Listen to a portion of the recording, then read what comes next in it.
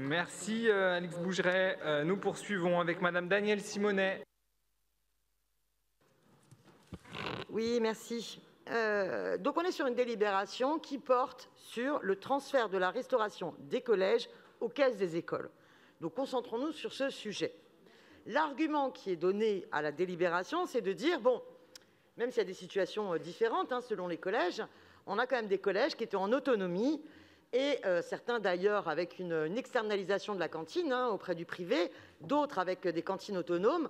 Mais si on veut améliorer la qualité, c'est-à-dire la part de bio dans nos assiettes, vraiment un travail avec des produits en circuit court, avec une volonté globale aussi de lutter contre le gaspillage, la délibération explique qu'il vaut mieux une intégration aux caisses des écoles et donc au système par arrondissement de la restauration scolaire. Bon, pourquoi pas? Moi, je m'étonne d'une chose dont on ne débat hélas jamais, c'est que je suis persuadée que pour améliorer la qualité dans nos assiettes, il faudrait pouvoir revenir au fabriqué dans la cantine directement et sortir, dans bon nombre d'arrondissements, des liaisons froides et liaisons chaudes.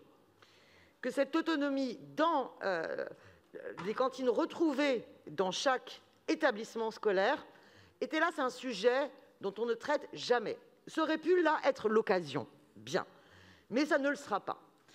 Un autre sujet pour moi extrêmement important, c'est celui du statut des agents. Je suis déjà intervenue ici pour dénoncer à maintes reprises que depuis 2001, ça n'a pas été le sujet de grande préoccupation, ni de la majorité parisienne, ni de l'ensemble des équipes exécutives d'arrondissement.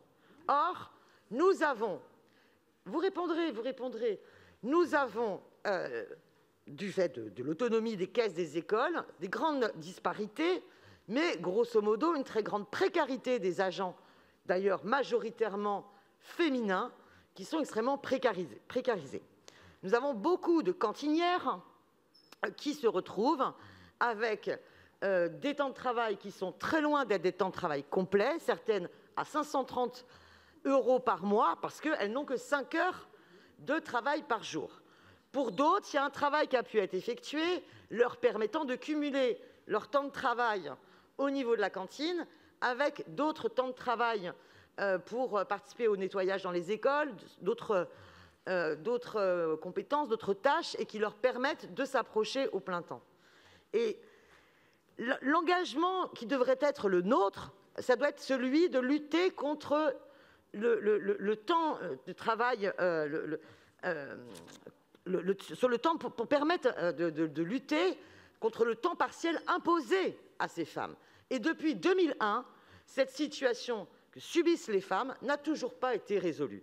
Cette réforme devrait en être l'occasion. La bataille doit être celle de permettre aux cantinières de sortir de leur statut précaire, déjà au moins qu'elles soient minima tout en CDI, mais qu'on puisse penser une réforme bien plus ample pour qu'elles puissent accéder au titre de fonctionnaire. Alors bien sûr, qu'elles deviennent fonctionnaires d'un service de la restauration, d'un service public de la restauration parisienne, exige une autre réflexion par rapport aux caisses des écoles et à l'autonomie des caisses des écoles. Mais elles peuvent être ensuite détachées auprès des caisses des écoles et elles pourraient très bien bénéficier de ce statut de titularisation. Il y a eu, suite aux grèves qu'il y a pu y avoir dans le 20e et dans le 15e, des évolutions dans les discussions entre les caisses des écoles et les agentes et leur organisation syndicale.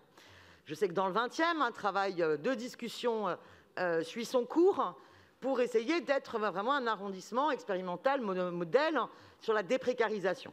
J'aimerais bien savoir d'ailleurs concrètement comment cela avance. Je peux comprendre que cela prenne du temps. Mais il faut à tout prix avancer et que ce soit l'occasion pour que véritablement à travers cette délibération, on puisse se donner les moyens que les cantinières dans l'ensemble des caisses des écoles puissent, à chaque fois que c'est possible, accéder au titre de fonctionnaire et à défaut à des CDI pour être déprécarisées et à des plein temps.